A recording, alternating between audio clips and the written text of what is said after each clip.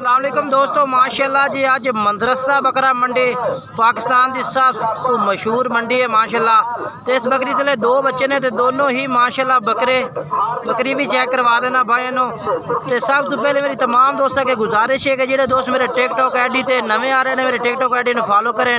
जेडे दोस्त मेरे जनाब फेसबुक पेज ते नवे आ रहे हैं मेरे फेसबुक पेज ने फॉलो करें। और जेडे दोस्त जनाब मेरे अपना यूट्यूब चैनल ते नवे आ रहे हैं मेरे यूट्यूब चैनल में भी सब्सक्राइब करें। इस भाई को रेट पूछ रहे हैं बकरी का क्या रेट मांग रहा है भाई? क्या रेट मांग रहे हैं बकरी का? 2,20,000 2,20,000 ज्यादा इतने की है भैया? दो में बकरे ने माशाल्लाह, दोनों बकरे माशाल्लाह कमाल दे। पहले बारे पाठे मुँह दो दांदे।